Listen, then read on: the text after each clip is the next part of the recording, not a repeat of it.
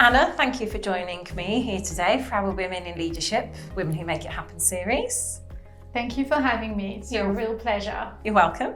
Would you be able to give us an introduction to you and we will go from there? Yeah, so my name is Anna Decoudu and I've worked in financial services, mostly retail and secured lending for my whole career.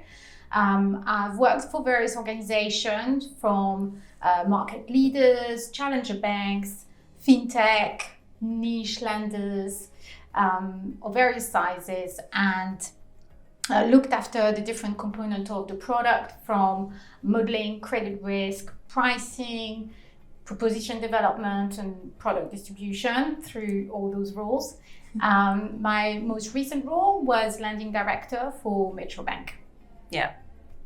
Well, I think with your career being so expansive, it would be great to explore a little bit more about what you think the key success factors were for you, and what you enjoyed. Yeah, I think it's been really varied. And one thing that is great is I never got bored of all the things I've done. And I think some key highlights, I'd say, where I were hands-on rebuilding an underserved risk model right in the middle of the credit crunch in the early 2000s. I also wouldn't say lucky, but I learned a lot from being part of a regulatory Section 166 review on affordability in the payday lending space. That must have been a busy time. That was really busy. I had the pleasure to work on building a secured lending product from scratch from a large organization.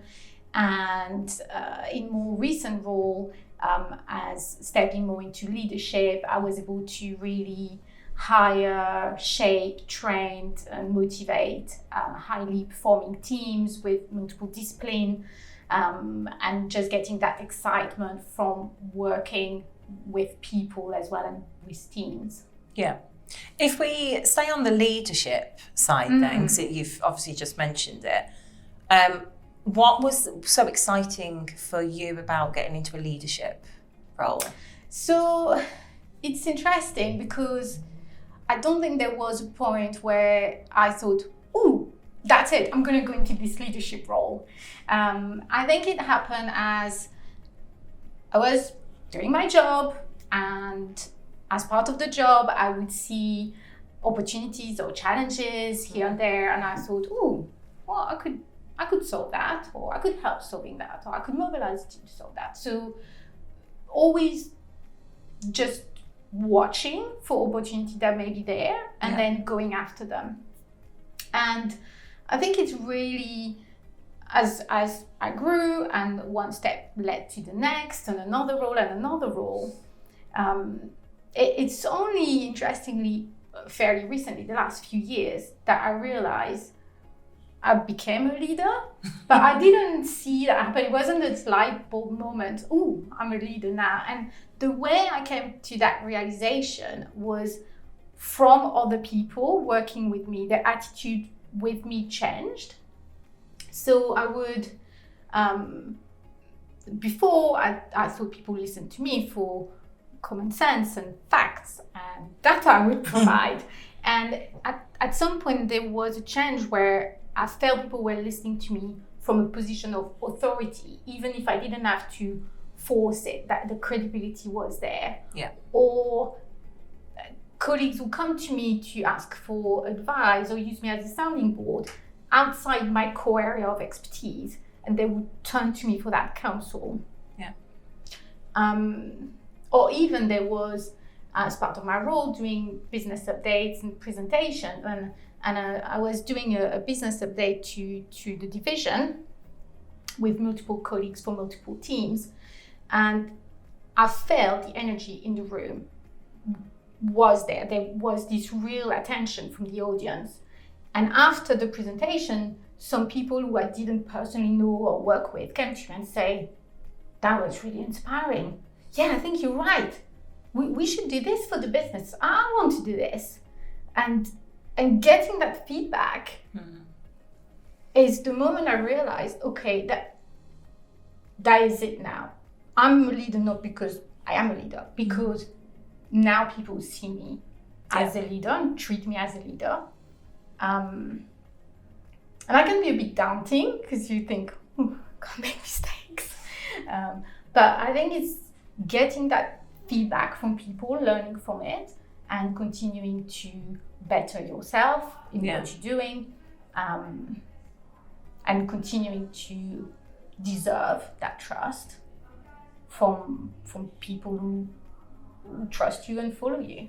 Yeah, I think that's the difference between being a leader versus being a manager. Leader, you lead from the front and it's inspiring as well. Yes. So what would you say your style is, your leadership style? Yeah, so it's not very much like a job interview question. I've listened, watched some of your podcasts, and you had some guests saying, I've always been very competitive. I was doing sports at school and all of this, and this is not me. So at school, I was playing music, and what I really loved was playing with friends and playing in an orchestra. So the way it works, if you've ever been in an orchestra or a band, you come, you have your little piece, and it's nice little melody. It's cool. But then when you come together as an ensemble, it becomes something different. You have the volume, you have the harmony. It all create this magical thing. Yeah. And I really enjoy that. And now to draw the parallel, I'd say, as a leader, I'm the conductor of this orchestra. The music, good analogy. The music may already be written. It's the long-term plan, it's the board strategy, it's there. But how to deliver that music using the skill of every single individual in a way that is harmonious, on tempo, with the right nuances in the right places, making everyone feel they have a role to play, because they do. If you remove any instrument, the music is not going to be the same. To create that magical output that you can take to your shareholders or your board, and they go, wow, that was beautiful. Or maybe just give you the budget or whatever you need to achieve. But that's really how I see the role. Yeah. I can't play every single instrument in the orchestra. It's not my job to know how to play every single instrument. But it is my job to know enough about them, how they sound, how they're going to mix together, and to take the skill sets and the people who activate those skill sets to create the outcome that is desired and to wow the audience. Yeah, very inclusive, it sounds. Yeah, very inclusive, very respectful of people's individuality, what they bring to the table, and supportive as well. To continue on the music analogy, some parts are really technically challenging, and you have to give people the time to learn and practice and get really, really good at it, and that's part of playing the best pieces. I'm going to have to ask you, what did you play? Yeah, that's a great question. My first instrument was the flute. Okay. Then I learned the piano. Then I did a couple of years of trombone, just because my friend did it and it sounded really cool. And later, as a young adult, I picked up the guitar. Just multi-talented. Easier to keep up with. I get the analogy. I was clarinet, then saxophone, then piano. Oh yeah, So fantastic. I get the analogy. Very good. And what motivated you then to, clearly you've done exceptionally well in your career. Where did that motivation come from to join financial services? I think a bit by luck, I'd say, to start with, although I'm a believer that everything happens for a reason. So maybe it wasn't just luck. I did study econometrics at university, so it was a good match to get those technical numerical skills into a very practical, tangible application. And I had the opportunity to work for Capital One in Virginia in the US as a graduate, which was a fantastic personal adventure and a great company as well for early careers to learn. There's so much learning and development opportunity there. And I think from that point, I stayed because, as I said, I had fun, I wasn't bored.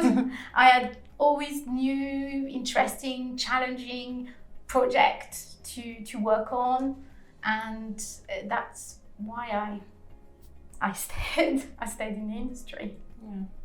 Very good. Were there any key differences you've seen then between the institutions that you've worked for?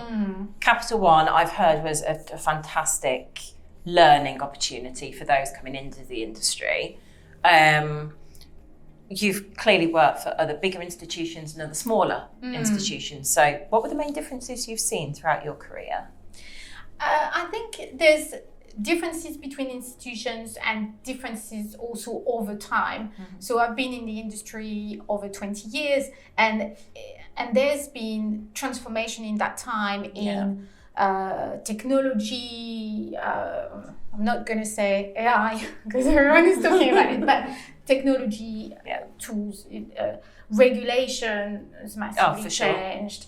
And also customer behavior and attitude, the all mobile first journeys, the product, financial services, the way consumer use those products is different than it was 20 years ago.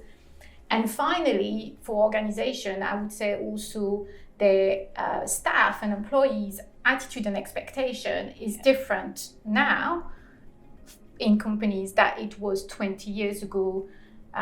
There's more focus around staff expecting to be supported, well-being initiatives, diversity initiative. So it is a different landscape, and different organizations are on the journey on those various components. So organization who can keep up with the latest tech, but also the employees engagement programs and regulation was a must. So everyone must stay up to date with regulation, but in developing those products for the market,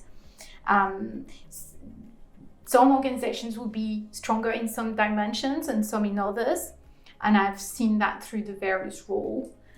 But one thing that I learned is the culture of the organization is really important, because it comes from that view of having that framework on what's important as a manager and as a leader gives you more or less tools to engage your own team, to empower them, to make them feel valued, to give them autonomy. It really depends on that organization structure, and ultimately shapes the success area of the organization through that culture.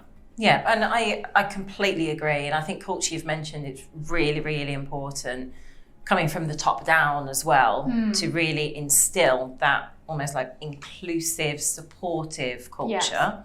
Because ultimately you want to be there to support your team's careers, right? And it's a question I usually ask everybody. So what have you experienced in terms of the diversity? How well that has been taken up or applied in different institutions, or maybe some of the challenges that maybe you've encountered or the businesses have encountered? It has been a challenge to create diverse teams in this particular industry. So financial services, again, credit risk, focus, lending.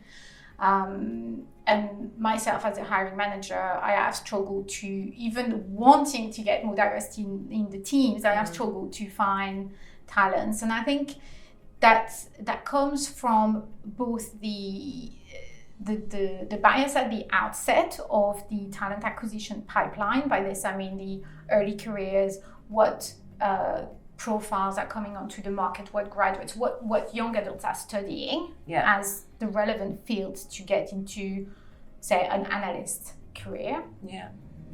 And it comes, the second part of this comes from the workplace policy and how diverse staff are supported, in particular women. So I've seen good progress, and I have to say in my last role at Metro Bank, I was really excited to kick off a program for recruitment for my team for analysts in early careers and graduates and apprentices, because we talk a lot about the gender diversity, and that's getting better. There's a lot of work still to be done on social mobility as well, and that's a topic close to my heart. And starting that program of apprenticeships or school leavers who, for whatever reason, may not have been able to go to university but can come into the workplace and being paid while they keep studying to build that curriculum in data science or other fields, I think gives young generation a great step on the career ladder and an opportunity that didn't exist before, was much more difficult before. So I'm a huge fan of apprenticeship, and I think companies could do so much more. Yeah. And there's tax benefits for large companies as well. So if someone is watching this podcast, and you should talk to your HR team, and you may be able to get the budget quite easily to get apprentices. So have a checkup. Yeah. So that's the first part. That's the pipeline. Yeah. And then the second aspect is the workplace policies. So what is being done around inclusion, and what's being done to create awareness and to support various minority groups in the business. Again, I think Metro Bank is really good on that front in terms of their inclusion networks. I was a member of the Women on Work committee at Metro Bank, and really pleased to work on initiatives around women health and support and awareness and policy. We did a lot of work on the menopause, for example, as well as parental leave support and policies, and the things around this as well. How do you remove stigma? How can you have conversation? How you create awareness so managers, female and male managers, can support their employees around what's happening in their life with their health, and keep them in the workforce. Yeah, I think that's really good that you've mentioned both there. I do think if we're talking about the pipeline, so many clients ask about, okay, like, where's the next generation of talent coming from, particularly in the STEM subjects. And we, as part of Interquest, the wider Mawson Group, there are a part of the Mawson's Group that go into schools and very much are advocates of, going to the STEM subjects and, like you said, the apprenticeships. And I guess that's one of the solutions that companies could look at to solve that problem. It's just, I think we need more of them. Absolutely, I completely agree with that. To explore it. And I see some initiatives with companies going into school for financial education. So that's slightly different from the career awareness, but I think it also has a large role to play in those young adults and children, because the banks and financial services have a bad reputation. They in the best case, people come and they're 16, 17, 18. In the best case, they are scared of anything financial. And in the worst case, they think that is dirty and dangerous and something not to touch. So that's also something that needs to change and would benefit the wider society anywhere around, okay, let's make those young adults comfortable talking about financial products, and whether it's lending, or I should say boring from their point of view, whether it's boring or investing or savings and budgeting, because once they understand it is part of their life, then they can start considering, okay, what's behind the scene to make this happen, and not be scared of talking about it, and then start exploring it as a career for themselves. Yeah. So I think those two aspects, and I completely agree that financial institutions should do more on the financial education side, as well as the government and the curriculum, but companies can help, and the career awareness and career fair and being present and talk to career advisors in school as well, and say there is such a diverse range of career in financial services, from the risk, the compliance, the legal, the tax. It's so varied. Definitely huge opportunities there to build awareness. Yeah. And if we can bring this back to your experience as well, what key things do you think are important to anybody kind of navigating their career or their trajectory, and the key things that you think they should look at, or the real success factors that are going to make a make or break situation? I think that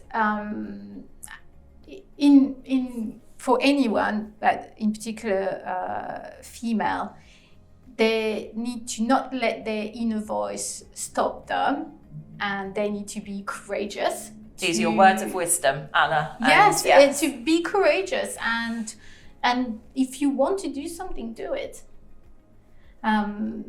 What is, I think, really good now is there's really a profusion of support networks, whether it's within the companies, so I gave some examples, or within industries, or within even communities, and relying on those support group is a huge factor to boost your confidence, to boost your connection, and to boost your success. Yeah. Is there anything else, maybe as a final kind of parting word, that you would give maybe to your younger self or the talent coming through? Maybe along the line of my previous answer, I would say advice to my younger self: surround yourself with people who believe in you. And I think that is true in the workplace as well as in your personal life.